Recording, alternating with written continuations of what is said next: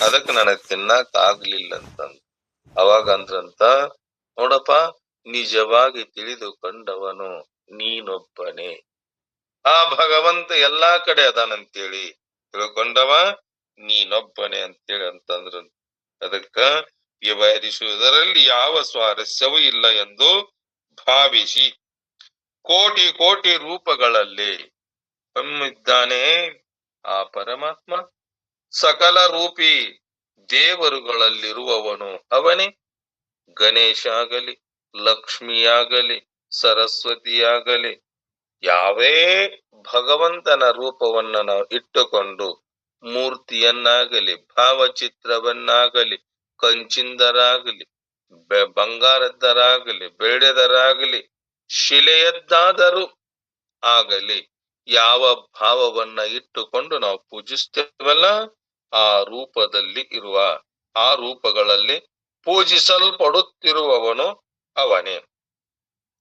ನೂರಾರು ಸಾವಿರಾರು ದೇವಸ್ಥಾನಗಳಲ್ಲಿ ನೂರಾರು ಹೆಸರುಗಳನ್ನ ಹೊತ್ತುಕೊಂಡು ಪೂಜೆಯನ್ನ ಅಲಂಕರಿಸಿ ಕೊಳ್ಳುತ್ತಿರುವವನು ಅವನೇ. ನಾಮರೂಪ ಬೇರೆ, ಆದರೆ ಅವುಗಳ ಹಿಂದೆ ಇರುವ ವಸ್ತು ಒಂದೇ. ಅದು ಎಲ್ಲೆಡೆಯೂ ವ್ಯಾಪಿಸಿಕೊಂಡಿದೆ.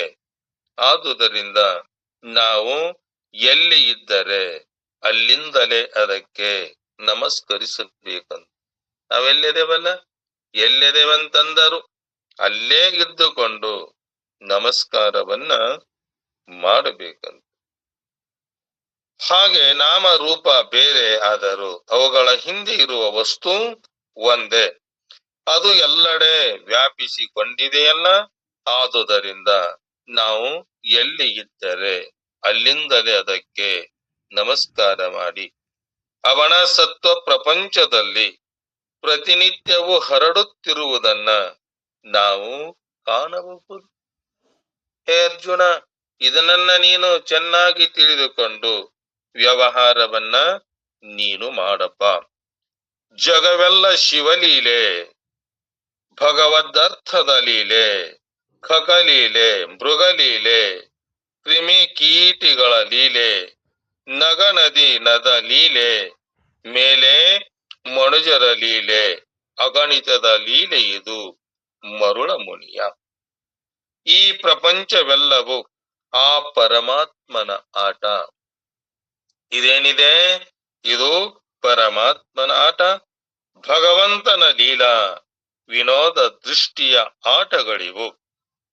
ಹಕ್ಕಿ ಖಗಗಳ ಆಟ, ಪ್ರಾಣಿಗಳ ಆಟ, ಹುಳು ಕೀಟಗಳ ಆಟ, ಬೆಟ್ಟ ನಗ ಗಂಟು ನದಿ ಮತ್ತು ಹೆಣ್ಣು ನದಿಗಳ ಆಟಗಳು, ಇವುಗಳೆಲ್ಲವೂ ಅಲ್ಲದೆ ಅದು ಮನುಷ್ಯರ ಆಟ. ಲೆಕ್ಕಕ್ಕೆ ಸಿಗಲಾರದಷ್ಟು ಅಗಣಿತ ಆಟಗಳಿವು. ಇಲ್ಲಿ ಆಟವಾಡುತ್ತಿರುವ ಸಕಲ ಜೀವಿಗಳು ಅವನ ರೂಪಗಳೇ ಹೌದು. ಯಾವ ಆಡ್ತವಲ್ಲ, ಯಾವ ವ್ಯವಹಾರ ಮಾಡ್ತವಲ್ಲ, ಎಲ್ಲವೂ ಅವನ ರೂಪಗಳು. ಅಧಿಯಜ್ಞವೂ ಅವನೇ. ಜಗತ್ತಿನಲ್ಲಿರುವ ಸಕಲ ವಸ್ತುಗಳು ಅವನ ವಿವಿಧ ರೂಪಗಳಷ್ಟೇ ಅಂತೇಳಿ ನಾವು ತಿಳ್ಕೊಂಡಾಗ, ಯಾವ ಯಜ್ಞ ರೂಪಿ ಕರ್ಮಗಳು ಎಸಗಲ್ಪಡ್ತಾವಲ್ಲ ಅವುಗಳು ಅವನಿಂದಲೇ ಆಗ್ತಾವಪ್ಪ. ಅದಕ್ಕ ನೀನು ಚೆನ್ನಾಗಿ ತಿಳಿದುಕೋ ಅರ್ಜುನ. ಅಧಿಭೂತ, ಅಧಿದೈವ ಮತ್ತ ಅಧಿಯಜ್ಞಗಳ ಅರ್ಥವನ್ನರಿತವನಿಗೆ ಅಂತ್ಯಕಾಲದಲ್ಲಿಯೂ ಏನಾಗೋದಿಲ್ಲ, ಪರಮಾತ್ಮನ ಸ್ಮರಣೆ ಉಂಟಾಗಿ, ಅಂತ್ಯಕಾಲದ್ರ ಈ ದೇಹವನ್ನ ಬಿಡುವಾಗ ಆ ಭಗವಂತನ ಸ್ಮರಣೆ ಸದಾ ಇರಬೇಕಂತ. ನಾವು ಮೊದಲ ಅದನ್ನ ಪ್ರಯತ್ನ ಮಾಡ್ತಾ ಇದ್ದೀವಿ ಅಂದ್ರೆ ಗೊತ್ತಾಗತ್ತದು, ಇಲ್ಲಿಕಂದ್ರ ಗೊತ್ತಾಗೋದಿಲ್ಲ. ಇಲ್ಲ, ಈ ದೇಹವನ್ನ ಬಿಡುವಾಗ ಅವಾಗ ಭಗವಂತನನ್ನ ಕೂಡ್ತೇನಂತಂದ್ರ ಆ ಭಗವಂತನ ನಾಮಸ್ಮರಣೆ ನಮ್ಮ ನಾಲಿಗೆಯೊಳಗೆ ಬರ್ತತಿ, ಬರುವುದಿಲ್ಲ. ಯಾಕ? ಮೊದಲ ಪ್ರಯತ್ನನ ಮಾಡಿಲ್ಲ. ಯಾವುದೇ ಪ್ರಯತ್ನ ಮಾಡಲಾರದ, ಆ ಪ್ರಯತ್ನವಿಲ್ಲದೆ ಆ ಭಗವಂತನನ್ನ ಕೂಡಲಿಕ್ಕೆ ಆಗುದಿಲ್ಲ. ಆ ಭಗವಂತನನ್ನ ಸೇರ್ಬೇಕಾದ್ರ ಪರಮಾತ್ಮನ ಸ್ಮರಣೆ ಸದಾ ಇರಬೇಕಲ್ಲ, ಅವನಿಗೆ ಪುನರ್ಜನ್ಮವಿಲ್ಲಪ್ಪ. ಯಾರು ಅವನ ಚಿಂತನೆಯನ್ನ ಮಾಡ್ತಾ ಅವನ ಚಿಂತನೆಯಲ್ಲಿ ಸದಾ ಇದ್ದಾಗ, ತಾನು ಗೃಹಸ್ಥಾಶ್ರಮದಗರ ಇರ್ಲಿ, ಸನ್ಯಾಸಾಶ್ರಮದಗರ ಇರ್ಲಿ, ವಾನಪ್ರಸ್ಥಾಶ್ರಮದಲ್ಲಾದರೂ ಇರ್ಲಿ, ಮನೆಯಲ್ಲಾದರೂ ಇರ್ಲಿ, ಮಠದಲ್ಲಾದರೂ ಇರ್ಲಿ, ಅರಣ್ಯಾದರಲ್ಲಿ ಅಲ್ಲಾದರೂ ಇರ್ಲಿ, ಎಲ್ಲೇ ಇರ್ಲಿ, ಎಲ್ಲಿದ್ದರೂ ಆ ಭಗವಂತನ ಸ್ಮರಣೆ ಸದಾ ಮಾಡ್ತಾ ಇದ್ರ, ಆ ಸ್ಮರಣೆಯಿಂದ ಅಂತ್ಯ ಕಾಲದಲ್ಲಿ ಆ ಸ್ಮರಣೆ ಬರ್ತದಂತ. ಇಲ್ಲಿಕಂದ್ರ ಬರುವುದಿಲ್ಲ, ಅವನಿಗೆ ಪುನರ್ಜನ್ಮವಿಲ್ಲ. ಅರ್ಜುನನಿಗೆ ಈ ಪದಗಳ ಅರ್ಥ ಇನ್ನೂ ವಿದೇಶವಾಗಿಲ್ಲ. ಪರಮಾತ್ಮ ಏನ್ ಮಾಡಕತ್ತನ, ಸಾಕಷ್ಟು ತಿಳಿಸಿ ಹೇಳಕತ್ತನಲ್ಲ. ತಿಳಿಸಿ ಹೇಳಿದರು, ಎಷ್ಟು ಹೇಳಿದರು ಅವನ ತಿಳಿಯೊಳಗ ಅವ ಹೇಳುವ ಮಾತುಗಳು ಹೋಗ್ತಾ ಇಲ್ಲ. ಈ ಪದಗಳ ಅರ್ಥವನ್ನ ಪರಮಾತ್ಮ ಏನ್ ಮಾಡ್ತಾನ, ಮುಂದಿನ ಅಧ್ಯಾಯದೊಳಗ ಹೇಳವದ. ಇದು ಶಿಷ್ಯನಿಂದ ಬಂದ ನಂತರ ಕೊಡುವ ಉತ್ತರ. ಆ ಶಿಷ್ಯ ಪ್ರಶ್ನೆ ಮಾಡಿದ್ನಲ್ಲ, ಹೇ ಪರಮಾತ್ಮ, ನಿನ್ನನ್ನ ಎಲ್ಲರೂ ಏಕೆ ಸ್ಮರಿಸುವುದಿಲ್ಲ, ನಿನ್ನನ್ನ ಏಕೆ ಭಜಿಸುವುದಿಲ್ಲ, ನಿನ್ನನ್ನ ಏಕೆ ನೀ ಎಲ್ಲಾ ಕೊಟ್ಟಿಯಲ್ಲ ಅವರಿಗೆ, ಕೊಟ್ಟರು ನಿನ್ನನ್ನ ಮರೆತು ಅದ್ರ ಬೆನ್ನ ಹತ್ತಾರಲ್ಲ ಯಾಕೆ, ಎಲ್ಲರಿಗೂ ಅದು ಯಾಕೆ ಬರುದಿಲ್ಲ ಅಂತೇಳಿ ಪ್ರಶ್ನೆ ಮಾಡಿದ್ನಲ್ಲ. ಅದಕ್ಕ ಉತ್ತರ ಹೇಳಿದ, ನೋಡಪ್ಪ, ಯಾರು ನನ್ನನ್ನ ಚಿಂತಿಸಬೇಕಾದ್ರ, ನನ್ನನ್ನ ಕೂಡಬೇಕಾತಂದ್ರ, ಎಲ್ಲರಿಗೂ ಆ ಭಾವ ಬರಬೇಕಾದ್ರ ಬಹಳ ಕಷ್ಟ ಐತೆಪ್ಪ. ಅದು ಯಾವ ಈ ಜಗತ್ತು ಸತ್ಯ ಅಂತ ತಿಳ್ಕೊಂಡು, ದೇಹವೇ ಸತ್ಯ ಅಂತ ತಿಳ್ಕೊಂಡು ಭಗವಂತನನ್ನ ಒಪ್ಪುವುದಿಲ್ಲ, ತನ್ನ ದೇಹ, ಇಂದ್ರಿಯ, ಮನ, ಬುದ್ಧಿ, ಚಿತ್ತ ಇದು ಸತ್ಯ ಅಂತ ತಿಳಿದುಕೊಂಡವರಿಗೆ ನನ್ನ ನಿಜವಾದ ಸ್ವರೂಪವನ್ನ ತಿಳಿದುಕೊಳ್ಳಲಿಕ್ಕೆ ಆಗುವುದಿಲ್ಲ. ಅದು ಶಿಷ್ಯನಿಗೆ ಏನಾಗಿದೆ, ವಿಷಯವಾಗಿಲ್ಲದಿದ್ದರೂ ಶಿಷ್ಯನು ಸುಮ್ಮನೆ ಇದ್ದು ಬಿಟ್ಟರೆ ಗುರುವು ಶಿಷ್ಯನಿಗೆ ಅರ್ಥವಾಗಿದೆ ಅಂತೇಳಿ ಭಾವಿಸ್ಕೊಳ್ತಾನಲ್ಲ, ಇದರಿಂದ ಶಿಷ್ಯನಿಗೆ ನಷ್ಟ. ಅರ್ಜುನನಂತಹ ಕುತೂಹಲಿ ಶಿಷ್ಯನಿಂದ ನಮ್ಮೆಲ್ಲರಿಗೆ ಏನಾಗಿದೆ, ಆ ಗೀತೆಯ ಅರ್ಥವನ್ನ ಶ್ರೀ ಕೃಷ್ಣ ಪರಮಾತ್ಮ ತಿಳಿಸ್ತಾ ಬಂದಲ್ಲ. ಅವನೇ ಪ್ರಶ್ನೆ ಮಾಡ್ಲಿಲ್ಲ ಅಂದ್ರ, ಅವ ಈ ತೆರನಾಗಿ ವಿಚಾರ ಮಾಡ್ಲಿಲ್ಲ ಅಂದ್ರ ಏನಕ್ಕಿದ್ದಿಲ್ಲ, ನಮಗೆ ನಿಜವಾದ ನಮ್ಮ ಆತ್ಮ ಸ್ವರೂಪವನ್ನ, ಆ ಭಗವಂತನನ್ನ ತಿಳಿದುಕೊಳ್ಳಲಿಕ್ಕೆ ಅಕ್ಕಿದ್ದಿಲ್ಲ.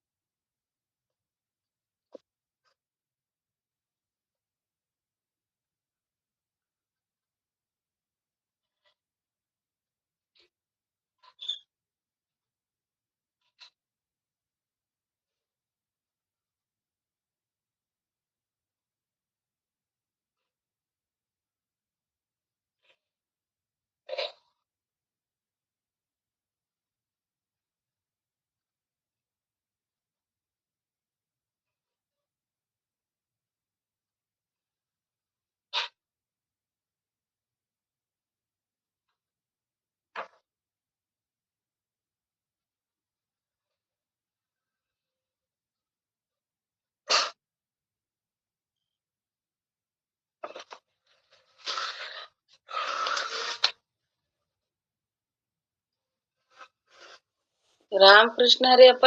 ಮೊದಲನೇ ಅಧ್ಯಾಯ 6 ಅಧ್ಯಾಯಗಳಲ್ಲಿ ಭಗವಂತನ ವಿಶೇಷವಾಗಿ ಕರ್ಮಯೋಗವನ್ನ ಪ್ರಶಂಸಿಸಿದ. ಇತರ ವಿಷಯಗಳು ಇಲ್ಲ ಎಂದಲ್ಲ. ಮೊದಲನೆಯ ಅಧ್ಯಾಯದಲ್ಲಿ ಕೇವಲ ಅರ್ಜುನನ ವಿಷಾದವನ್ನ ಕಾಣ್ತೇವಲ್ಲ ನಾವು. ಏನ್ ಮಾಡಿದ, ಮೊದಲನೇ ಅಧ್ಯಾಯದಲ್ಲಿ ವಿಷಾದ ಯೋಗವನ್ನ ಕಾಣ್ತೇವೆ. ಎರಡನೇ ಅಧ್ಯಾಯದೊಳಗ ಸಾಂಖ್ಯ ಮತ್ತು ಕರ್ಮ ಯೋಗವನ್ನ ಕಾಣ್ತೇವಲ್ಲ. ಮೂರನೇ ಅಧ್ಯಾಯದಲ್ಲಿ ಕರ್ಮಯೋಗ ಮತ್ತು 4 ಹಾಗೂ 5ನೇ ಅಧ್ಯಾಯಗಳಲ್ಲಿ ಕರ್ಮ ಮತ್ತು ಜ್ಞಾನ ಯೋಗಗಳ ವರ್ಣನೆ ಇದೆಯಲ್ಲ. 6ನೇ ಅಧ್ಯಾಯ ಬಹುತೇಕ ಜ್ಞಾನಯೋಗದ ವಿಷಯವಾಗಿದ್ದರೂ ಕರ್ಮಯೋಗವು ಅಲ್ಲಲ್ಲಿ ಕಂಡು ಬರ್ತದಲ್ಲ. 7ರಿಂದ 12ನೇ ಅಧ್ಯಾಯದವರೆಗೂ ಮುಖ್ಯವಾಗಿ ಭಕ್ತಿ ಯೋಗದ ವರ್ಣನೆ ಇದೆಯಪ್ಪ. 13ನೆಯ ಅಧ್ಯಾಯದಿಂದ 18ನೇ ಅಧ್ಯಾಯದವರೆಗೆ ಜ್ಞಾನಯೋಗ ವಿಶೇಷವಾಗಿ ಪ್ರತಿಪಾದಿಸಲ್ಪಟ್ಟಿದೆಯಲ್ಲ. 7ನೇ ಅಧ್ಯಾಯ ಜ್ಞಾನ ಮತ್ತು ವಿಜ್ಞಾನ ಎಂದರೆ ಪರಮಾತ್ಮ ತತ್ವ ಮತ್ತ ಅದನ್ನ ನಮ್ಮ ಅನುಭವಕ್ಕೆ ತಂದುಕೊಳ್ಳುವುದಕ್ಕೆ, ಆ ತಂದುಕೊಳ್ಳುವುದೇನೈತ ಅದು ತಿಳಿಸ್ತದಂತ. ನಮಗ ಅದು ತಿಳಿಯುವಗೋಸ್ಕರವಾಗಿ ನಮ್ಮ ಅನುಭವಕ್ಕೆ ತಂದುಕೊಳ್ಳುವುದನ್ನ ತಿಳಿಸ್ತದಂತ. ಯಾರು ನನ್ನಲ್ಲೇ ಮನಸ್ಸಿಟ್ಟು ನನ್ನನ್ನ ಕುರಿತು ಸದಾ ಕಾಲವು ಚಿಂತಿಸುತ್ತಾರೆಯೋ, ಹೇ ಅರ್ಜುನ, ನೀನು ಇದನ್ನ ತಿಳಿದುಕೋ. ಅವರು ನನ್ನನ್ನ ಯಥಾರ್ಥವಾಗಿ ಹೇಗೆ ತಿಳಿದುಕೊಳ್ಳಬಹುದು ಎನ್ನುವುದನ್ನ ಪ್ರಪ್ರಥಮ ಶ್ಲೋಕದಲ್ಲಿಯೇ ಸ್ವಾಮಿ ಹೇಳ್ತಾನಲ್ಲ. ಇದನ್ನ ತಿಳಿದುಕೊಂಡ ನಂತರ ಇನ್ನು ಏನನ್ನ ತಿಳಿದುಕೊಳ್ಳಬೇಕಾಗಿಲ್ಲ. ಆದರೆ ಸಾವಿರಾರು ಮನುಷ್ಯರಲ್ಲಿ ಕೆಲವರು ಮಾತ್ರ ಸಿದ್ಧಿಗಾಗಿ ಪ್ರಯತ್ನಿಸ್ತಾರಲ್ಲ. ಈ ನಮ್ಮ ಚಿಂತನೆ ಮಾಡುವ ವ್ಯವಹಾರದಲ್ಲಿ ಲೋಕದಲ್ಲಿರುವ ಜನರು ಏನ್ ಮಾಡ್ತಾರ? ಸಿದ್ಧಿಗಾಗಿ ಮಾತ್ರ ಪ್ರಯತ್ನ ಮಾಡ್ತಾರಲ್ಲ. ಅವರಲ್ಲಿ ಕೇವಲ ಬೆರಳೆಣಿಕೆಯಷ್ಟು ಮಂದಿ ನನ್ನನ್ನು ಯಥಾರ್ಥವಾಗಿ ತಿಳಿದುಕೊಳ್ತಾರಪ್ಪ. ಆ ಸಿದ್ಧಿಯನ್ನ ಪಡ್ಕೊಂಡು ಆ ಸಿದ್ಧಿಯಿಂದ ಏನ್ ಮಾಡ್ಬೇಕಂತಾರ? ನನ್ನನ್ನ ತಿಳ್ಕೋಬೇಕಂತೇಳಿ ಪ್ರಯತ್ನ ಮಾಡ್ತಾರಲ್ಲ. ಇನ್ನು ಮುಂದೆ ಪರ ಮತ್ತು ಅಪರ ಪ್ರಕೃತಿಯನ್ನ ತಿಳಿ ಹೇಳಿ. ಪರ ಪ್ರಕೃತಿ ಯಾವುದು, ಅಪರ ಪ್ರಕೃತಿ ಯಾವುದು ಅಂತ ತಿಳಿಸಿ. ಸರ್ವ ಜಗತ್ತು ತನ್ನಿಂದಲೇ ಜನಿಸಿ ತನ್ನಲ್ಲಿ ಸೇರು ಹೋಗುತ್ತದೆ ಅಂತೇಳಿ ಅಂತಾನ ಶ್ರೀಕೃಷ್ಣ ಪರಮಾತ್ಮ. ಪ್ರತಿಯೊಂದು ಸತ್ವದಲ್ಲಿ ನಾನೇ ಅಡಗಿರುವುದು ಎಂದು ಹೇಳಿ. ನೋಡಪ್ಪ ಅರ್ಜುನ, ಎಲ್ಲದರಲ್ಲಿ ನಾನೇ ಅಡಕಾಗೇನೆ. ನಾನಿಲ್ಲದೆ ಇವಕ್ಕೇನಿಲ್ಲ, ಇರುವ ಅಧಿಕಾರ, ವ್ಯವಹಾರ ಮಾಡುವ ಅಧಿಕಾರ ಇವಕ್ಕ ಯಾವು ಇಲ್ಲ. ಸಕಲ ಭೂತಗಳಿಗೂ ಬೀಜ ಪ್ರದನಾದವನು ನಾನೇ. ಎಲ್ಲ ಬೀಜ ರೂಪದಲ್ಲಿ ಏನದೇನೆ? ಆ ಹುಟ್ಟುವುದಕ್ಕೆ ಬೀಜ ಬೇಕಲ್ಲ. ಈಗ ವೃಕ್ಷಾದಿಗಳಾಗಬೇಕಾದ್ರ ಬೀಜ ಇದ್ದಾಗ ಹುಟ್ಟುತ್ತಾವಲ್ಲ. ಗಿಡ, ಮರ, ಕ್ರಿಮಿ, ಕೀಟ, ಈ ದೇಹಾದಿಗಳು ಹುಟ್ಟಬೇಕಾದ್ರ ಒಂದು ಬೀಜ ಬೇಕಲ್ಲ. ಬೀಜ ಇರಲಾರದೆ ಹುಟ್ಟುವ ಸಾಮರ್ಥ್ಯ ಐತೇನಿ ಈ ಜಗತ್ತಿನಲ್ಲಿ? ಎಲ್ಲದಕ್ಕೂ ನಾನೇನಗೇನೆ? ಆ ಬೀಜ ರೂಪದಿಂದ ನಾನೇ ಅದೇನಂತ ಹೇಳ್ತಾನ. ಸಕಲ ಶಕ್ತಿಗಳು ಮೂಲ ಭೂತನಾಗಿರುವನು ನಾನೇ. ತ್ರಿಗುಣಗಳನ್ನ ನನ್ನಿಂದಲೇ ಉತ್ಪತ್ತಿಯಾಗಿವೆ. ಈ ಸತ್ವಗುಣ, ರಜೋಗುಣ, ತಮೋ ಗುಣಗಳು ಇವು ಏನಾಗ್ಯಾವ? ನನ್ನಿಂದಲೇ ಉತ್ಪತ್ತಿಯಾಗ್ಯಾವ. ತ್ರಿಗುಣಗಳ ಮಾಯೆಯನ್ನ ದಾಟುವುದು ದುಸ್ತರವೆಂದು ಹೇಳಿ. ನೋಡಪ್ಪ, ನಾನು ಮಾಡಿರುವ ನನ್ನ ಆಶ್ರಯವನ್ನ ಪಡೆದುಕೊಂಡು ಆ ಮಾಯೆ ಐತಲ್ಲ, ಆ ಮಾಯೆಯನ್ನು ದಾಟುವುದು ಬಹಳ ದುಸ್ತರ ಅಂತೇಳಿ ಹೇಳಿ ತನ್ನನ್ನ ಮರೆಹೊಕ್ಕರೆ ಮಾತ್ರ ಅವುಗಳನ್ನ ದಾಟಬಹುದು. ನನಗೆ ಯಾರು ಶರಣಾಗತರಾಗ್ಯಾರಲ್ಲ, ನನ್ನನ್ನ ಕೂಡಬೇಕು, ಈ ಪ್ರಪಂಚದಿಂದ, ಈ ದುಃಖದಿಂದ ನಾನು ಕಡೆಕಾಗಬೇಕಂತೇಳಿ ಪ್ರಯತ್ನ ಮಾಡವ್ರದರಲ್ಲ, ಅವರಿಗೆ ಮಾತ್ರ ಸಾಧ್ಯ ಈ ಮಮ ಮಾಯಾ ದುರತ್ಯಯ. ಯಾರು ನನಗೆ ಶರಣಾಗತರಾಗಲ್ಲ. ಅದಕ್ಕೆ ಹಿಂದೆ ದೃಷ್ಟಾಂತ ಕೊಟ್ಟಾರ. ಒಬ್ಬ ಸಿರಿವಂತ ನಾಯಿಯನ್ನ ಸಾಕ್ಯಾನ. ಆ ಮಾಲಕನ ಹತ್ತಿರ ಹೋಗಬೇಕಾದ್ರ ನಾಯಿ ಏನ್ ಮಾಡ್ತತಿ? ನಮ್ಮನ್ನ ಅವನ ಸಮೀಪಕ್ಕೆ ಬರದಾರದಂತೆ ಮಾಡ್ತತಲ್ಲ, ಕಡಿತೈತಲ್ಲ. ಅವಾಗ ಯಜಮಾನನಿಗೆ ಹೇಳಿದಾಗ, ನೋಡ್ರಿ ನಿಮ್ಮ ನಾಯಿ ನನಗ್ ಹಿಂಗ್ ಮಾಡಾಕತ್ತಂದಾಗ, ಬಾ ಅಂತ ಕೂಗಿಲ್ಲ ಅಂದ್ರ ಗುಂಡಬಾಲ್ ಹಾಕುವಂತ ಓಡಿ ಹೋಗತ್ತಲ್ಲ, ಅವ ಕಡಿದಿಲ್ಲ. ಅದರಂತೆ ನೀನು ಮಾಯೆಯನ್ನ ದಾಟಬೇಕಾದ್ರ ನನ್ನ ಆಶ್ರಯ ಪಡ್ಕೊಂಡು ನನ್ನ ಚಿಂತನೆಯನ್ನ ಮಾಡ್ತಾ ಇರಬಹುದು. ಇದ್ದಾಗ ಮಾತ್ರ ಅದನ್ನ ದಾಟಲಿಕ್ಕಾಕತ್ತಿ. ಕೆಟ್ಟ ಕೆಲಸಗಳನ್ನ ಮಾಡುವ ಅಧಮ ಮತ್ತ ಮೂಢ ಜನಗಳು ಮಾಯೆಯ ಪ್ರಭಾವದಿಂದ ನನ್ನನ್ನ ಯಥಾರ್ಥವಾಗಿ ತಿಳಿಯದೆ ಹೋಗ್ತಾರವ್ರು. ಏನ್ ಮಾಡ್ತಾರವ್ರು? ಅಜ್ಞಾನಿಗಳು ನನ್ನನ್ನ ಮರೆತು ಅದು ಸತ್ಯ ಅಂತೇಳಿ ಕೆಟ್ಟ ಕೆಲಸ ಮಾಡ್ಕೊಂತ ಅಧಮ ಕೆಲಸ ಮಾಡ್ತಾ ಇನ್ನೊಬ್ಬರಿಗೆ ಹಿತವನ್ನ ಕೊಡಲಾರದೆ ಇನ್ನೊಬ್ಬರಿಗೆ ದುಃಖವನ್ನ ಕೊಟ್ಟು ಪಾಪಾಚರಣೆಯನ್ನ ಮಾಡ್ತಾ ಆ ಕೆಟ್ಟ ಕಾರ್ಯದಲ್ಲಿ ಎದ್ದು ಅವ್ರೇನಾಗುದಿಲ್ಲ, ನನ್ನನ್ನ ಕೂಡುದಿಲ್ಲಪ್ಪ ಅರ್ಜುನ. ಸಂಕಟದಲ್ಲಿರುವವನು ಜಿಜ್ಞಾಸು, ಅರ್ಥಾರ್ಥಿ ಮತ್ತ ಜ್ಞಾನಿ, ಈ 4 ವಿಧವಾದ ಸತ್ಕರ್ಮ ಪ್ರಸೂತರನ್ನ ಅವ್ರು ಏನ್ ಮಾಡ್ತಾರ? ನನ್ನನ್ನ ಭಜಿಸ್ತಾರಲ್ಲ, ಅವುಗಳಲ್ಲಿ ಜ್ಞಾನಿಯೇ ಉತ್ತಮ. ಅರ್ಥ ಏನ್ ಮಾಡ್ತಾನ? ತನಗೆ ದೇಹದಲ್ಲಿ ರೋಗಾದಿಗಳು ಬಂದಾಗ ಅವ ಆ ರೋಗದ ನಿವಾರಣೆಗಾಗಿ ನನ್ನನ್ನ ಭಜಿಸ್ತಾನ. ರೋಗ ನಿವಾರ ಆದ ನಂತರ ಅವ ಏನ್ ಮಾಡ್ತಾನ? ತನ್ನ ಕರ್ತವ್ಯ ಕರ್ಮದಲ್ಲಿ ವ್ಯವಹಾರ. ಅವನು ನನ್ನ ಭಕ್ತನ ಕರೆ. ಅರ್ಥಾರ್ಥಿ ಏನದನಲ್ಲ, ಹಣಕ್ಕಾಗಿ ತಾನು ಜೀವನವನ್ನ ಮಾಡಬೇಕಂತೇಳಿ ನನ್ನ ಜೀವನ ವ್ಯವಹಾರಕ್ಕೆ ಆ ಹಣ ಬೇಕಂತ ಕುರಿತು ನನ್ನ ಚಿಂತನೆ ಮಾಡ್ತಾನಲ್ಲ, ಅವಂಗೂ ಕೊಟ್ಟೆ ಕರೆ. ಅವಂಗೂ ಹಣ ಕೊಟ್ಟದ ತಕ್ಷಣ ಅವ ಏನ್ ಮಾಡ್ತಾನ? ಅವನು ನನ್ನ ಮರಿತಾನ. ಮುಮುಕ್ಷು ಅದನಲ್ಲ, ಆ ಮುಮುಕ್ಷುವಿಗೆ ಆ ಗ್ರಂಥಗಳ ಚಿಂತನೆ ಮಾಡಕ್ ಕೊಟ್ಟಾಗ, ಗ್ರಂಥಗಳನ್ನ ಕೊಟ್ಟಾಗ ಅವನು ಅದೇ ಚಿಂತನದಲ್ಲಿ ನನ್ನ ಮರಿತಾನಂತ. ಅದಕ್ಕೆ ಎಲ್ಲವನ್ನ ನೀನು ಆರ್ತನಾಗಿ, ಅರ್ಥಾರ್ಥಿಯಾಗಿ, ಜಿಜ್ಞಾಸುವಾಗಿ ಈ ಪಾತ್ರಗಳನ್ನ ಮುಗಿಸಿ ಯಾವುದು ಆಸೆ ಇಲ್ಲದೆ ನನ್ನನ್ನ ಕೂಡಬೇಕು ಆ ಭಗವಂತನೊಬ್ಬನೇ ಅಂತೇಳಿ ನಿಶ್ಚಯ ಮಾಡಿ ಜ್ಞಾನಿಯಾದಂತವ ಅವ ಉತ್ತಮ. ಅವನೇ ನನ್ನ ಆತ್ಮ ಸ್ವರೂಪ, ಅವನ ಆತ್ಮ ಸ್ವರೂಪವೇ ನಾನು. ಅದಕ್ಕ ನೀನು ಹಂತ ಜ್ಞಾನಿ ನೀನಾಗುವಂತನು ಕೂಡ ಹೇಳಿದ. ಜ್ಞಾನಿಯು ಆದ ಅದೇ ರೀತಿ ಅವನನ್ನ ಪ್ರೀತಿಸ್ತಾನಲ್ಲ. ಇವರೆಲ್ಲರೂ ಉದಾರರೇ ಆದರು. ಜ್ಞಾನಿಯು ವಿಶಿಷ್ಟನ್, ಆರ್ತನೋ ಭಕ್ತನ ಕರೆ. ಅರ್ಥಾರ್ಥಿ ಅವನು ಭಕ್ತ, ಜಿಜ್ಞಾಸು ಅವನು ಭಕ್ತ. ಆದ್ರ ಅತ್ಯಂತ ಭಕ್ತ ಯಾರು? ಪ್ರೀತಿಯಿಂದ ಯಾರ ಮ್ಯಾಗ ಪ್ರೀತಿ ಅದಾನಂದ್ರ ಆ ಜ್ಞಾನಿಯ ಮೇಲೆ ಪ್ರೀತಿ, ಆ ವಿಶಿಷ್ಟ. ಯಾಕಂದ್ರ ಅವನು ನನ್ನನ್ನೇ ಉತ್ತಮ ಗತಿ ಎಂದು ತಿಳಿದು ಸ್ಥಿರನಾಗಿರ್ತಾನವ. ತನ್ನ ಸಾಧನೆಯಲ್ಲಿ ಎಷ್ಟೇ ಕಷ್ಟ ಬಂದರು, ಎಷ್ಟೇ ದುಃಖಗಳು ಬಂದರು ಅವುಗಳನ್ನ ಸಹಿಸಿಕೊಂಡು ಈ ಜಗತ್ತಿನಲ್ಲಿ ಆ ಭಗವಂತನೊಬ್ಬನೇ ಅಂತೇಳಿ ಎಲ್ಲ ಎಷ್ಟೇ ಕಷ್ಟ, ಎಷ್ಟೇ ದುಃಖ, ಎಷ್ಟೇ ಸುಖ, ಎಷ್ಟೇ ಭೋಗ ಯಾವಿದ್ದರೂ ಆ ಭಗವಂತನೊಬ್ಬನೇ ನನಗೆ ಅಂತೇಳಿ ಅವನನ್ನ ಕೂಡಿದಾಗ ಈ ಎಲ್ಲವೂ ಕಷ್ಟ ನಷ್ಟಗಳಿಂದ ನಾನೇನಕ್ಕೇನೆ ಪಾರಕ್ಕೇನಂತೇಳಿ ಆ ಜ್ಞಾನಿ ಆ ಭಗವಂತನಲ್ಲಿ ಸ್ಥಿರನಾಗಿರ್ತಾನಂತೆ.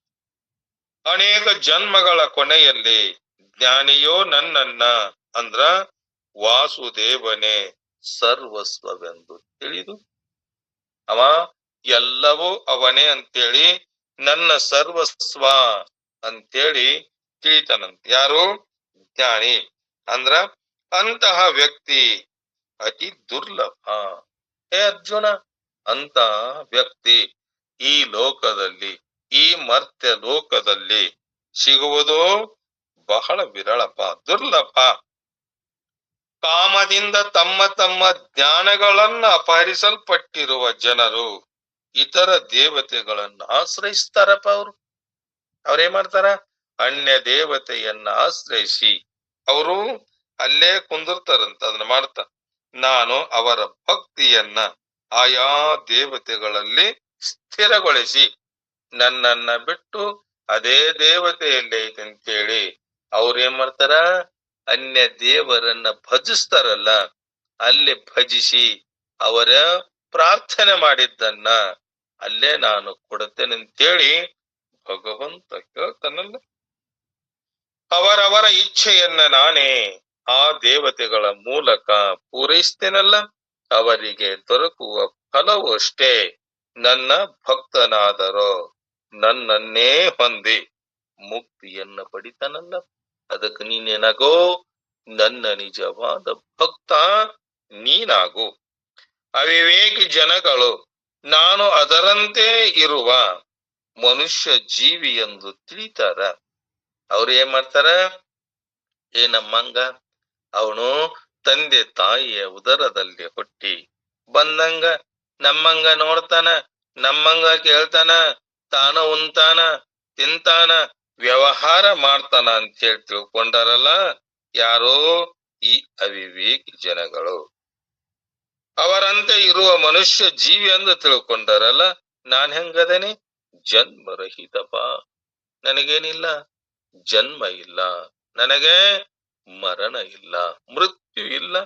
ಯಾಕ ಆ ಜನ್ಮ ಮರಣಗಳ ನನ್ನಲ್ಲಿ ಇಲ್ಲವೇ ಇಲ್ಲ, ಯಾವಾಗಲೂ ಇರುವಂತವ ನಾನು ಅಂತ ನೀನು ತಿಳಿದುಕೋ.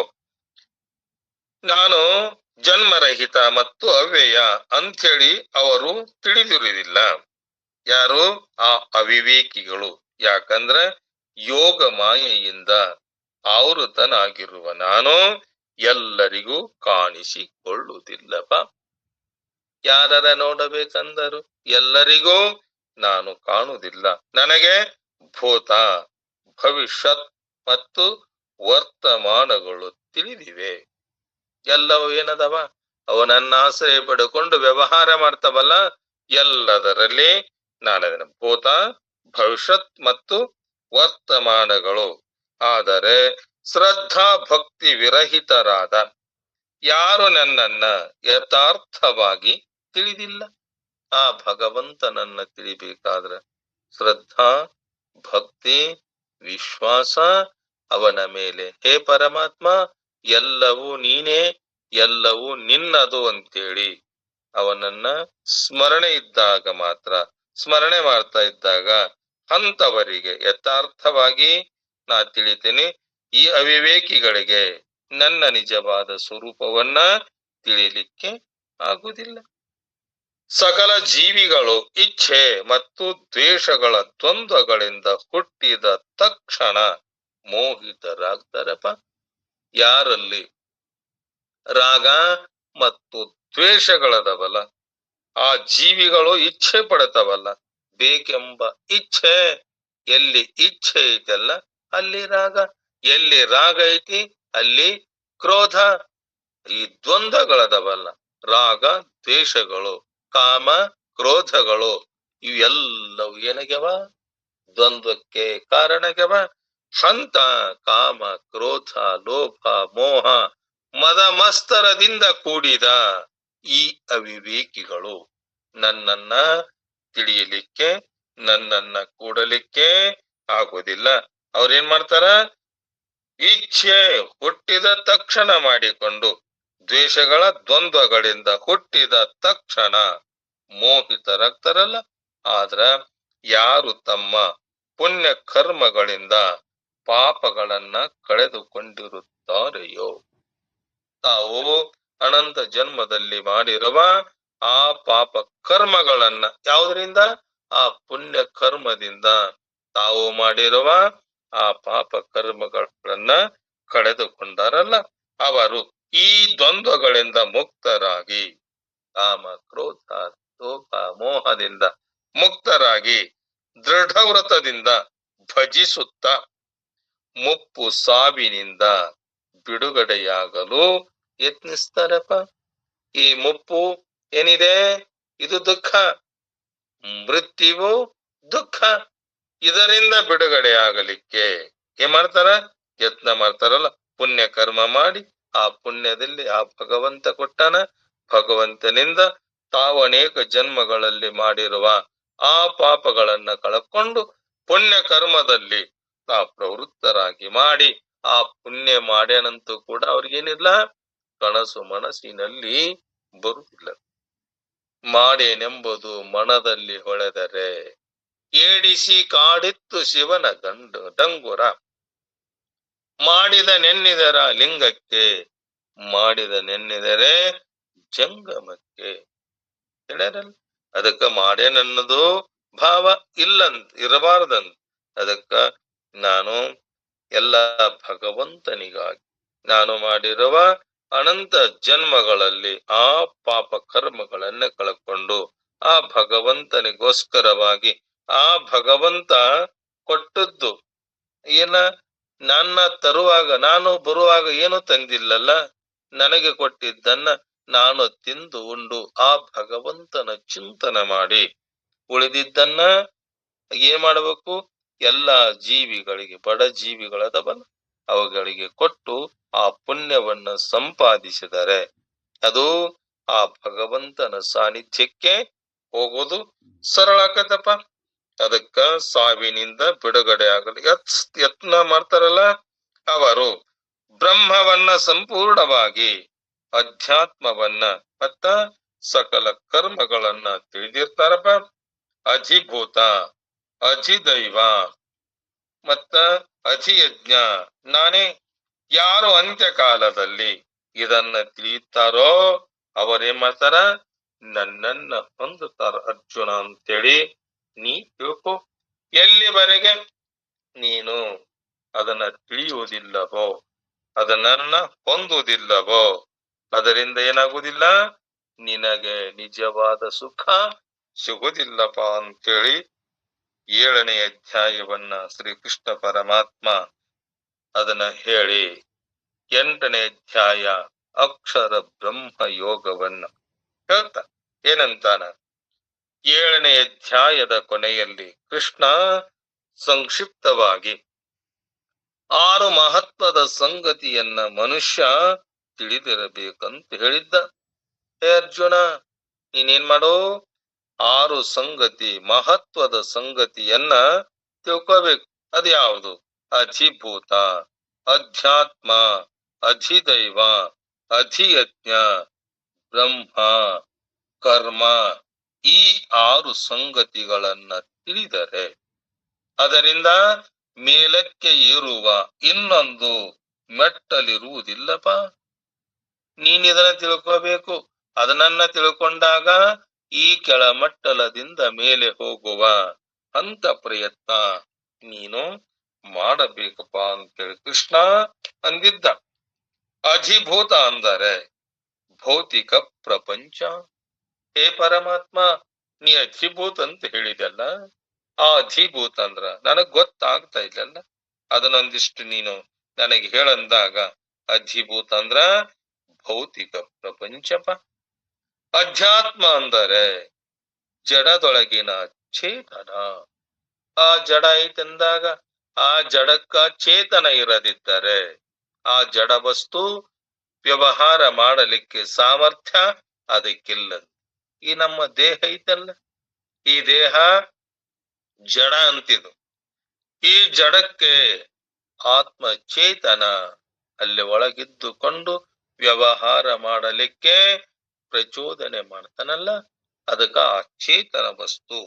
ನಾವು ಅಧಿದೈವ ಎಂದರೆ ಚೇತನವನ್ನ ನಿಯಂತ್ರಿಸುವ ದೇವತೆಗಳು. ಈ ದೇಹದಲ್ಲಿ ಚೇತನ ಇದ್ದಾಗ ದೇವತೆಗಳು ಈ ದೇಹದಲ್ಲಿ ಯಾವ್ಯಾವ ಇಂದ್ರಿಯಗಳದವಲ್ಲ ಆಯಾಯ ಇಂದ್ರಿಯಗಳಲ್ಲಿದ್ದುಕೊಂಡು ವ್ಯವಹಾರ ಮಾಡ್ತವಲ್ಲ, ಅವು ಚೇತನವನ್ನ ನಿಯಂತ್ರಿಸುವ ದೇವತೆಗಳು ಅಂತ ನೀ ತಿಳ್ಕೊ. ಅಧಿಯಜ್ಞೆ ಅಂದರೆ ದೇವತೆಗಳನ್ನ ನಿಯಂತ್ರಿಸುವ ಭಗವಂತ. ಆ ದೇವತೆಗಳಿಗೆ ನಿಯಂತ್ರಣ ಮಾಡುವ, ವ್ಯವಹಾರ ಮಾಡುವ ಆಶ್ರಯ ಕೊಟ್ಟಿರುವ ಆ ಭಗವಂತ. ಈ ಅಧಿಯಜ್ಞ ಜಗತ್ತಿನೆಲ್ಲ ತುಂಬಿದ್ದಾನೆ. ಅವೇನಗನ ಎಲ್ಲ ಈ ಜಗತ್ತಿನಲ್ಲಿ ಪರಿಪೂರ್ಣವಾಗಿ ತುಂಬಿಕೊಂಡನ. ಎನ್ನುವುದು ಬ್ರಹ್ಮ ಕಲ್ಪನೆ. ಅವನಿಂದಲೇ ಎಲ್ಲ ಕ್ರಿಯೆಗಳು ನಡೆಯುತ್ತವೆ. ಅವ ಹೆಂಗದನ?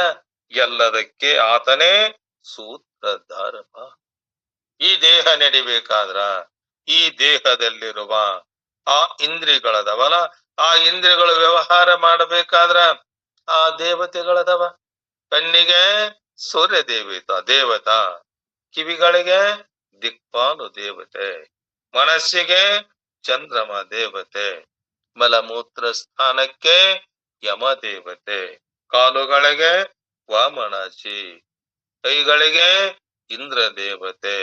ಎಲ್ಲ ಇಂದ್ರದೇ ಆ ಇದ್ದುಕೊಂಡು ವ್ಯವಹಾರ ಮಾಡಲಿಕ್ಕೆ ಎಲ್ಲದಕ್ಕೂ ಏನು ಆ ಸೂತ್ರಧಾರಣೆ ಆ ಭಗವಂತ. ಅದಕ್ಕ ಇಲ್ಲಿ ದೇಹದಲ್ಲಿದ್ದುಕೊಂಡು ನಾನು ಶ್ರೇಷ್ಠ ನೀನು ಶ್ರೇಷ್ಠ ಅಂತೇಳಿ ಬಡದಡಕತ್ತಿದ್ದು. ಅವಾಗ ಕಣ್ಣು ನಾನು ನೋಡ್ತೇನೆ ಅಂದ್ರ ನನ್ನಿಂದ ವ್ಯವಹಾರ ಮಾಡ್ತೀರಿ. ಕಿವಿಗಳು ಒಂದು ಇಲ್ಲ ನಾ ಕೇಳಿದಾಗ ವ್ಯವಹಾರ ಮಾಡ್ತೇನೆ, ನಾವು ದೊಡ್ಡ ಅಂತೇಳಿ ಬಡದಡಕತ್ತಿದ್ವು.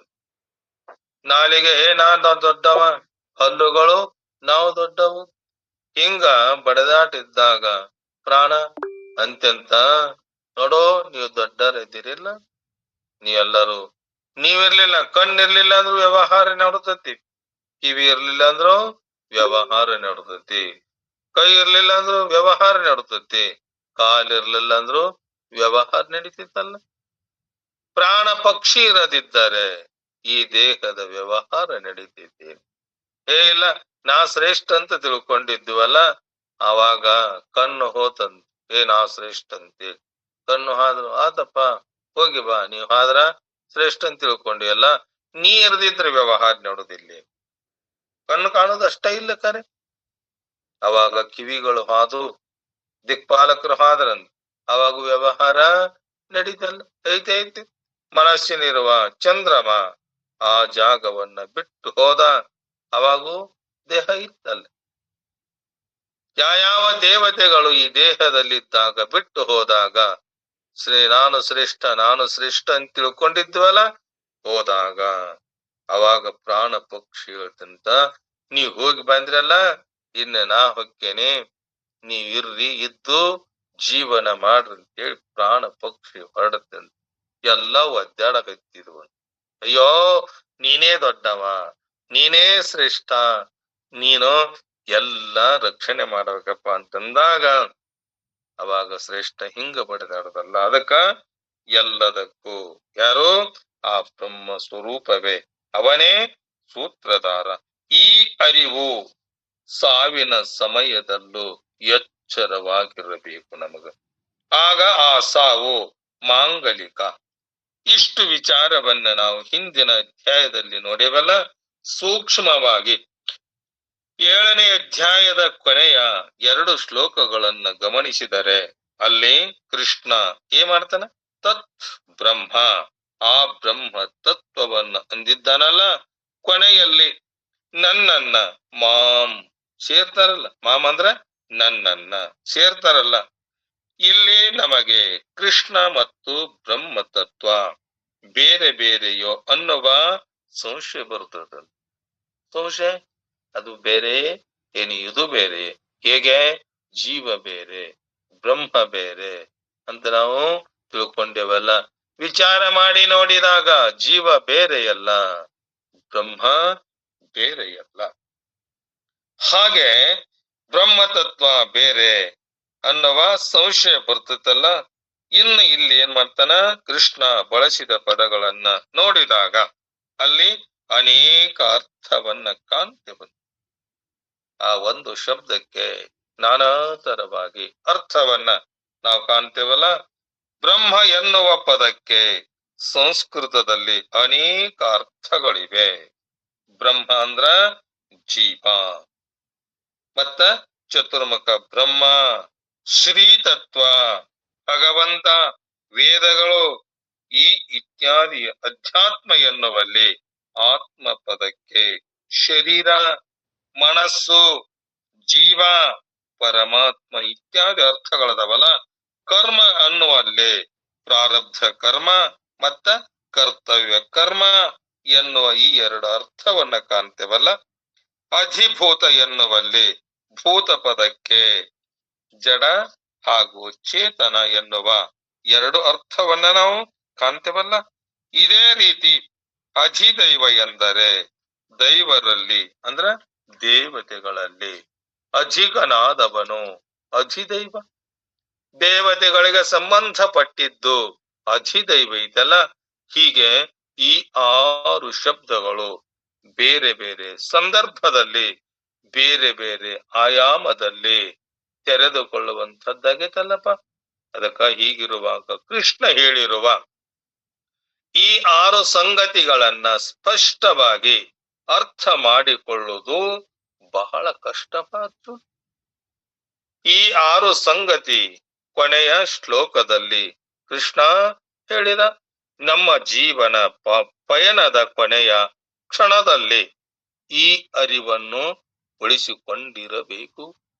ನಾವು ಈ ದೇಹವನ್ನ ಬಿಟ್ಟು ಹೋಗುವ ಜೀವನವ ಪರ್ಯಂತರವಾಗಿ ಜೀವನ ಮಾಡೇವಲ್ಲ, ಆ ಜೀವನದಲ್ಲಿ ಎಷ್ಟೇ ಕಷ್ಟಗಳನ್ನ ಅನುಭವಿಸೇವಿ, ಎಷ್ಟೇ ದುಃಖಗಳನ್ನ ಅನುಭವಿಸೇವಿ, ಯಾರೇ ಬಡದಾರ, ಯಾರೇ ಹೊಡೆದಾರ, ಯಾರೇ ನಮಗ ಅನ್ನದ ಮಾತುಗಳನ್ನ ಅಂದಾರಲ್ಲ, ಅಂದರು ಎಲ್ಲವೂ ಆ ಭಗವಂತನಿಗೆ ಅಂದಾರಂತ ತಿಳಿದುಕೊಂಡು ನಮ್ಮ ಜೀವನ ಪಯಣದ ಕೊನೆಯ ಕ್ಷಣದಲ್ಲಿ ಈ ಅರಿವು ಉಳಿಸಿಕೊಂಡಿರಬೇಕಲ್ಲ ಎಂದು ಅದು ಹೇಗೆ ಸಾಧ್ಯ? ಎಲ್ಲವನ್ನ ಮರೆತು ಇದೋ ನಾವು ಈ ನಾಟಕವನ್ನ ಮಾಡಲಿಕ್ಕೆ ಈ ಪ್ರಪಂಚವೆಂಬ ನಾಟಕ ಸ್ಟೇಜಿನಲ್ಲಿ ನಾವು ಪಾತ್ರಧಾರಿಗಳಾಗಿ ನಮ್ಮ ಜೀವನ ಪರ್ಯಂತರವಾಗಿ ಈ ಸುಖ ದುಃಖಗಳನ್ನ ಅನುಭವಿಸಿ ನಾವು ಆ ಭಗವಂತನ ಕೂಡಬೇಕಾದ್ರೆ ಇವನ್ನ ಪ್ರಯತ್ನ ಮಾಡಬೇಕು. ದೇಹ ತ್ಯಾಗ ಮಾಡುವಾಗ ಮಾನಸಿಕ ಚಿಂತನೆ ಹೇಗಿರಬೇಕು? ಹೇ ಪರಮಾತ್ಮ, ಇಷ್ಟೆಲ್ಲ ಹೇಳಿದೆಲ್ಲ, ನಾನು ಜೀವನ ಪರ್ಯಂತರವಾಗಿ ಎಷ್ಟೇ ಕಷ್ಟಗಳನ್ನು ಅನುಭವಿಸಿ, ಎಷ್ಟೇ ದುಃಖಗಳನ್ನ ಅನುಭವಿಸಿ, ಗೆಲುವುಗಳನ್ನ ಅನುಭವಿಸಿ ಈ ಜೀವನಕ್ಕ ನಾ ಬಡದಾಡಿ ಬಂದೇನಲ್ಲ. ಅದಕ್ಕ ದೇಹ ತ್ಯಾಗ ಮಾಡುವಾಗ ಅಂದ್ರ ಈ ದೇಹವನ್ನ, ಈ ಮಾನವ ಜನ್ಮವನ್ನ ಬಿಡುವಾಗ ಮಾನಸಿಕ ಚಿಂತನೆ ಹೇಗಿರಬೇಕು? ದೇಹ ತ್ಯಾಗ ನಂತರ ಜೀವ ಯಾವ ಮಾರ್ಗದಲ್ಲಿ ಚಲಿಸುತ್ತಿದೆ? ಹೇ ಪರಮಾತ್ಮ, ಈ ದೇಹ ಬಂದೈತಲ್ಲ, ಈ ದೇಹ ಬಂದಾಗ ಈ ಜೀವನದಲ್ಲಿ ಈ ಮಾನವ ಜನ್ಮ ಇದ ಸಿಗುತ್ತಂತ ಏನ್ ಗ್ಯಾರಂಟಿ ಇದೆ? ಅದಕ್ಕ ಮಾಡಿದ ಕರ್ಮದ ಅನುಗುಣವಾಗಿ ನಾವು ಯಾವ ಕರ್ಮವನ್ನ ಮಾಡ್ತೇವಲ್ಲ ಅದೇ ಕರ್ಮ. ಪಾಪಾಚರಣೆಯನ್ನ ಮಾಡಿದರೆ ಪಾಪಿಗಳ ಜನ್ಮ, ದುಃಖವನ್ನ ಅನುಭವಿಸುವ ಜನ್ಮ, ಪರರು ಕೊಟ್ಟಾಗ ತಿನ್ನುವ ಜನ್ಮ, ಜೀವನ ಪರ್ಯಂತರವಾಗಿ ಬೇರೆ ಭಾರವನ್ನ ಹೊತ್ತು ಅವರು ಹಾಕಿದಾಗ ತಿನ್ನಬಹುದು, ಕೊಟ್ಟಾಗ ಕುಡಿಬಹುದಲ್ಲ, ಅಂತ ಜನ್ಮ ಪಾಪಿಗಳ ಜನ್ಮ. ಜೀವನ ಪರ್ಯಂತರವಾಗಿ ಎಷ್ಟೇ ಕಷ್ಟ ಅನುಭವಿಸಿದರೂ ತೀರಲಾರದ ಜನ್ಮ, ಅದು ಪಾಪಿಗಳ ಜನ್ಮ. ಅದಕ್ಕ ನೋಡಪ್ಪ, ಈ ಮಾನವ ಅರಿವಿನ ಜನ್ಮ ಬಂದೈತಲ್ಲ, ನೀನು ಪಾಪಾಚರಣೆಯನ್ನ ಮಾಡಲಾರದೆ ಪುಣ್ಯ ಕರ್ಮಗಳನ್ನ ಮಾಡಿ ನಿನಗೆ ಸಾಧ್ಯ ಇದ್ದಷ್ಟು ಏನ್ ಮಾಡು, ಆ ಭಗವಂತನ ಚಿಂತನೆ. ಅವ ಎಷ್ಟು ಕೊಟ್ಟಾನ? 24 ತಾಸು ಕೊಟ್ಟಾನಲ್ಲ ಸಮಯ. ನಾವೇನ್ ಮಾಡೇವಿ? 8 ತಾಸು ನಿದ್ದೆ ಮಾಡಬೇಕಂತ, 8 ತಾಸು ಭಗವಂತನ ಚಿಂತನೆ, 8 ತಾಸು ಕರ್ಮದ ಕೆಲಸವನ್ನ ಮಾಡಬೇಕಂತ ನಾವೇನ್ ಮಾಡೇವಿ? ಇಡೀ ಸಮಯವನ್ನ ಈ ಪ್ರಪಂಚಕ್ಕೆ ಆ ಭಗವಂತನ ಧ್ಯಾನ, ಆ ಭಗವಂತನ ಚಿಂತನ, ನಾ ಯಾತಕ್ಕಾಗಿ ಹುಟ್ಟಿ ಬಂದೆ ಅನ್ನುವುದನ್ನ ಬಿಟ್ಟು ಆ ವಿಷಯ ಭೋಗಗಳಲ್ಲಿ ನಮ್ಮ ಮನಸ್ಸೇನಾಗಿದೆ? ಆ ಭಗವಂತನನ್ನ ಬಿಟ್ಟು ಬರೇ ಕೆಲಸ ಕರ್ಮ ಅದನ್ನ ಮಾಡಬೇಕು, ಇದನ್ನ ಮಾಡಬೇಕು. ನಿದ್ದೆ ಮಾಡಕ 50 ವರ್ಷ ಹೋಗ್ಯಾವಂತ ತಿಳುದ್ರಾಗ ಎಷ್ಟು? ಆಟ ಪಾಠಗಳಲ್ಲಿ ಅದು ಒಂದು 50 ವರ್ಷ, 100 ವರ್ಷ ಅದಕ್ಕಾಗೆ ಹೋಗಿ ಬಿಟ್ಟವಲ್ಲ. ಹೇ ಮನುಷ್ಯನೇ, ನೀನು ಅರಿವಿನ ಜನ್ಮವನ್ನ ತೆಗೆದುಕೊಂಡು ಬಂದು ಏನನ್ನ ಮಾಡಿದೆ ನಿನ್ನ ಜೀವನದಲ್ಲಿ, ಏನನ್ನ ಸಾಧಿಸಿದೆ? ಬರೇ ಅದಕ್ಕಾಗಿ ಬಂದೈತೇನಪ್ಪ ಜೀವನ ಮಾಡು. ಹೇ ಅರ್ಜುನ, ಇದಕ್ಕಾಗಿ ಬಂದಿಲ್ಲೋ, ಆ ಭಗವಂತನ ಕೂಡೋದಕ್ಕೋಸ್ಕರವಾಗಿ ಬಂದೈತಲ್ಲ. ಅದಕ್ಕ ದೇಹ ತ್ಯಾಗ ಮಾಡುವಾಗ ಮಾನಸಿಕ ಚಿಂತನೆ ಹೇಗಿರಬೇಕು, ದೇಹ ತ್ಯಾಗ ನಂತರ ಜೀವ ಯಾವ ಮಾರ್ಗದಲ್ಲಿ ಚಲಿಸುತ್ತಿದೆ ಇತ್ಯಾದಿ ಪ್ರಶ್ನೆ ನಮ್ಮನ್ನ ಕಾಡುತ್ತದಲ್ಲ. ಹೇ ಪರಮಾತ್ಮ, ನಾನು ಹುಟ್ಟಿ ಬಂದಾಗ ಜೀವನ ಉದ್ದಕ್ಕೂ ನಾನು ಮಾಡಿದ ಕರ್ತವ್ಯ ಕರ್ಮಕ್ಕೆ ಮುಂದಿನ ದೇಹ ಯಾವುದು ನನಗೆ ಸಿಗುತ್ತದೆ?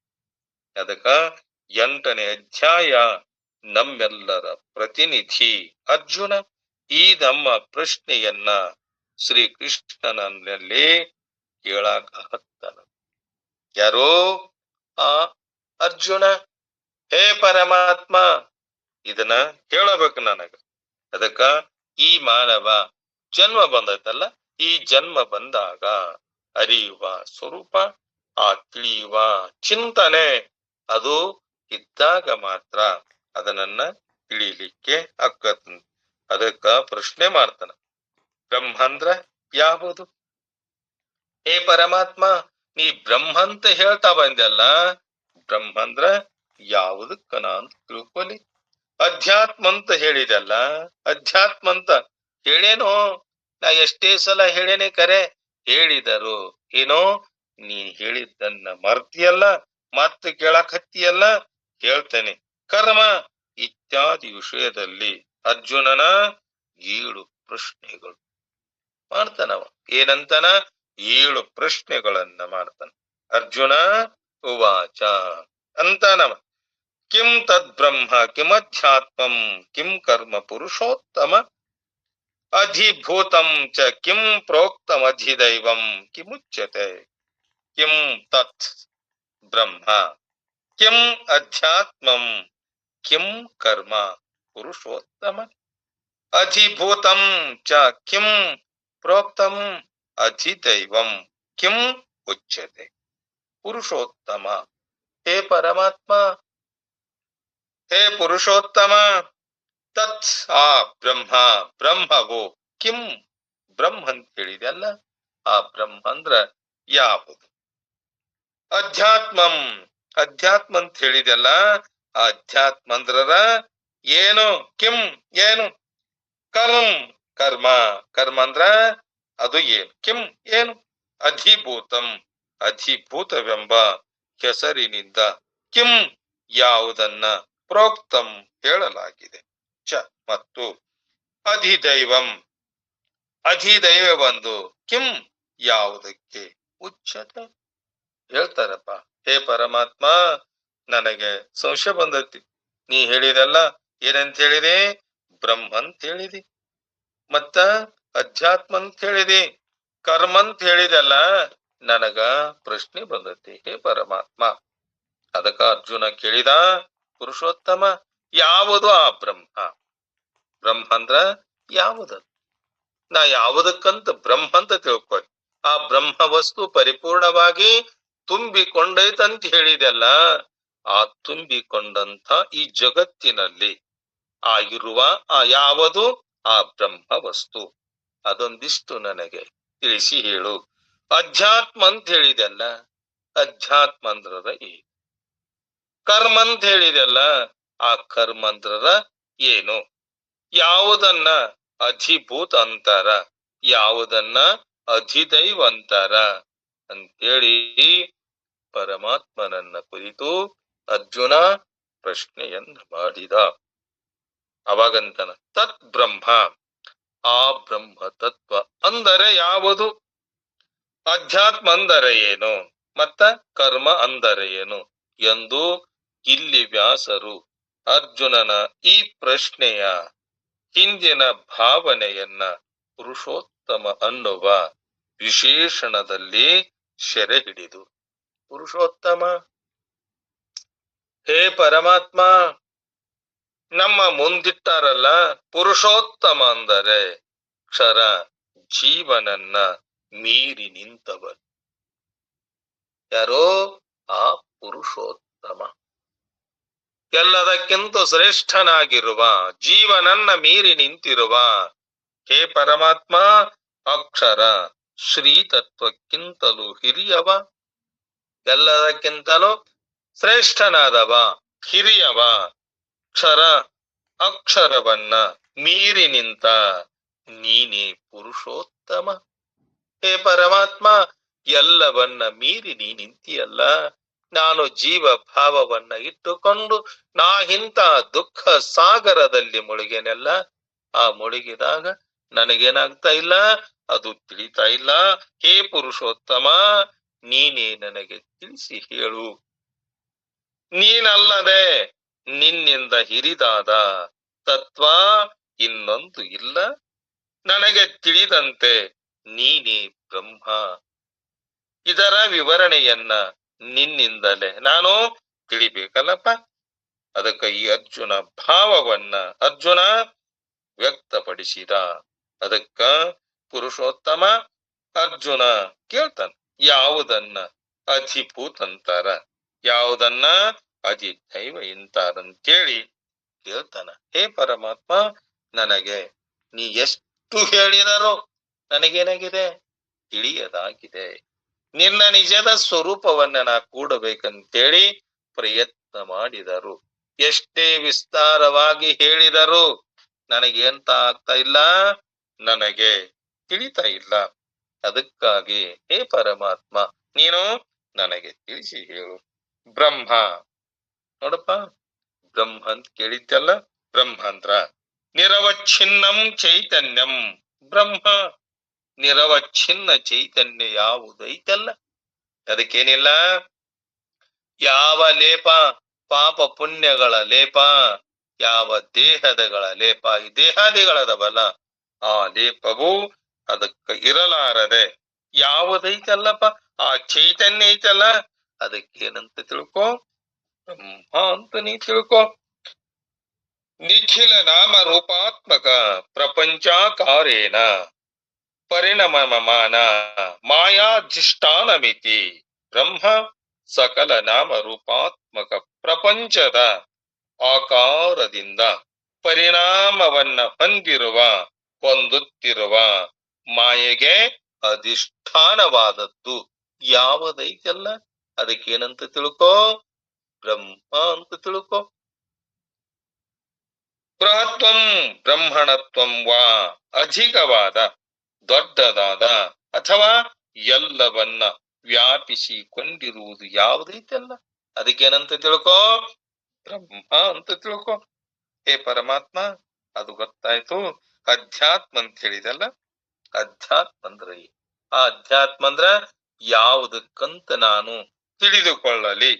ಸರ್ವ ಸಂಬದ್ಧಂ ಅಧ್ಯಾತ್ಮಂ, ಎಲ್ಲಕ್ಕೂ ಸಂಬಂಧಪಟ್ಟದ್ದು ಯಾವುದೈತಲ್ಲ, ಅದಕ್ಕೇನಂತ ತಿಳ್ಕೊ, ಅಧ್ಯಾತ್ಮ ಅಂತ ತಿಳ್ಕೊ. ಆತ್ಮಾನಂ ದೇಹಮಿಂದ್ರಿಯಾದಿಕಂ ಕ್ಷೇತ್ರಜ್ಞಂ ಬ್ರಹ್ಮ ವಾಧಿಕೃತ್ಯ ವರ್ತಮಾನಂ ಅಧ್ಯಾತ್ಮಂ. ಪ್ರತ್ಯಗಾತ್ಮನನ್ನ, ದೇಹೇಂದ್ರಿಯಾದಿಗಳನ್ನ, ಜೀವನನ್ನ ಮತ್ತ ಬ್ರಹ್ಮನನ್ನ ಕುರಿತು ಇರುವಂಥದ್ದು ಯಾವುದೈತಲ್ಲಪ್ಪ, ಅದಕ್ಕೇನಂತ ತಿಳ್ಕೊ, ಅಧ್ಯಾತ್ಮ ಅಂತ ತಿಳಿದುಕೋ. ಕರ್ಮ ಅಂತ ಹೇಳಿದಲ್ಲ ಪರಮಾತ್ಮ, ಯಾವುದಕ್ಕೆ ನಾನು ಕರ್ಮ ಅಂತ ತಿಳ್ಕೊಳ್ಳಿ. ನಾನು ಮಾಡ್ತೇನೆಂದಾಗ ಆ ಕರ್ಮ ಯಾವುದು? ಶುಭ ಅಶುಭ ಕ್ರಿಯಾಜನ್ಯಂ ಅದೃಷ್ಟಂ. ಕರ್ಮ ಪರೋಪಕಾರ, ಹಾಗೆ ಪರರಿಗೆ ಉಪಕಾರವನ್ನ ಮಾಡುವ ಕ್ರಿಯೆಗಳಿಂದುಂಟಾಗುವ ಅದೃಷ್ಟವು ಯಾವುದೈತಲ್ಲಪ್ಪ, ಅದನ್ನ ನೀನಂತ ತಿಳ್ಕೋ. ಕರ್ಮ ಶುಭ ಆಗಲಿ ಅಶುಭ ಆಗಲಿ, ಕೆಟ್ಟ ಕೆಲಸರಾಗಲಿ ಒಳ್ಳೆ ಕೆಲಸರಾಗಲಿ, ಆ ಕಾರ್ಯಗಳಕ್ಕವಲ್ಲ ನಿನ್ನಿಂದ, ಅದಕ್ಕೇನಂತ ತಿಳ್ಕೋ, ಕರ್ಮ ಅಂತ ತಿಳ್ಕೋ. ಅದಕ್ಕ ದುರಿತ ಕರ್ಮವನ್ನು ಒನ್ನದಿರು, ಪುಣ್ಯವನ್ನೇ ಮಾಡು. ಆ ಪಾಪ ಕಾರ್ಯಗಳನ್ನ ಬಿಟ್ಟು ನೀನೇನ್ ಮಾಡೋ, ಮಾಡುವ ಕರ್ಮ, ಆ ಪುಣ್ಯ ಕರ್ಮ ಏನೈತಲ್ಲ, ಅಂತ ಪರರಿಗೆ ಉಪಕಾರವನ್ನ ಮಾಡುವ, ಇನ್ನೊಬ್ಬರಿಗೆ ಸುಖವನ್ನ ಕೊಡುವ. ನೀನು ಇನ್ನೊಬ್ಬರಿಂದ ಸುಖವನ್ನ ಬಯಸಬೇಡಪ್ಪ. ಆ ಕರ್ಮ ಅಂತ ಕರ್ಮ, ಪುಣ್ಯ ಕರ್ಮ, ನೀನು ಮಾಡುವ ಕರ್ಮ ನಿನ್ನ ಪಾಪದ ರಾಶಿ ಇಲ್ಲದಂತೆ ಆಗುವ ಕರ್ಮ. ವಿಹಿತ ಕರ್ಮ, ದುರಿತ ಕರ್ಮ ಅಲ್ಲ, ಮತ್ತ ವಿಹಿತ ಕರ್ಮ. ಆ ಪಾಪಾಚರಣೆ, ಕೆಟ್ಟ ಕರ್ಮ, ಅವುಗಳನ್ನ ಬಿಟ್ಟು ನೀನೇನ್ ಮಾಡು, ಪುಣ್ಯ ಕರ್ಮಗಳನ್ನ ಮಾಡಿ ಪರರಿಗೆ ಉಪಕಾರವನ್ನ ಮಾಡಿ ಆ ಕ್ರಿಯೆಗಳಿಂದ ಉಂಟಾಗುವ ದೃಷ್ಟ ಯಾವುದೈತಲ್ಲ ಅದಕ್ಕ ಕರ್ಮ ಅಂತ ತಿಳ್ಕೋ ಅರ್ಜುನ. ಅಧಿಭೂತಂ ಅಂತ ಹೇಳಿದಲ್ಲ ಪರಮಾತ್ಮ. ಅಧಿಭೂತಂ ಅಂದ್ರ ಏನು, ಅದಕ್ಕ ಏನಂತ ತಿಳ್ಕೊಲಿ. ಇದಂತ ಯಾದೃಶ್ಯಮಾನಂ ಅಧಿಭೂತಂ, ಇದು ಎಂದು ಕಂಡು ಬರುವುದು. ಭೂತಂ ವಿಷಯ ಮಾತ್ರ ಅಧಿಕೃತ್ಯ ವರ್ತಮಾನಂ ಭೂತಂ ಅಧಿಭೂತಂ, ಹುಟ್ಟಿದ್ದು ಕೇವಲ ವಿಷಯಗಳ ಸ್ವರೂಪದಿಂದ ಇದ್ದದ್ದು ಯಾವುದೈತಲ್ಲ ಅದಕ್ಕೇನಂತ ತಿಳ್ಕೋ, ಅಧಿಭೂತ ಅಂತ ತಿಳ್ಕೋ. ಅಧಿದೈವಂ ಅಂತ ಹೇಳಿದಲ್ಲ ಪರಮಾತ್ಮ. ಅಧಿದೈವ ಅಂದ್ರ ರೈ ಇಷ್ಟ ದೇವಂ ಅಧಿದೈವಂ. ನೋಡೋ, ನೀನ್ ಯಾವ ದೇವತೆಯ ಮೇಲೆ ಇಷ್ಟ ದೇವತೆ ನೀ ಭಜಿಸಬೇಕು, ಪ್ರಾರ್ಥಿಸಬೇಕು, ಚಿಂತಿಸಬೇಕು, ನಿನ್ನಿಷ್ಟಾರ್ಥಗಳನ್ನ ಬೇಡಬೇಕು ಅಂತೇಳಿ ನೀ ಏನ್ ಇಟ್ಕೊಂಡಿಯಲ್ಲ ನಿನ್ನ ಮನಸ್ಸಿನಲ್ಲಿ, ಆ ದೇವತೆ ಐತಲ್ಲ ನೀನು ಭಜಿಸುವ, ಆ ಭಜಿಸಿದ್ದಕ್ಕಾಗಿ ಕೊಡುವ ಆ ದೇವತೆ ಐತಲ್ಲ, ಆ ದೇವತೆಗೆ ಏನಂತ ತಿಳ್ಕೋ, ಅಧಿದೈವಂ ಅಂತ ತಿಳ್ಕೋ. ತತ್ಪದಾರ್ಥಂ ಅಧಿಕೃತ್ಯೋಪಾಧಿತ ಯಾವ ಛಿದ್ಯ ಸ್ಥಿತಂ ಅಧಿದೈವಂ.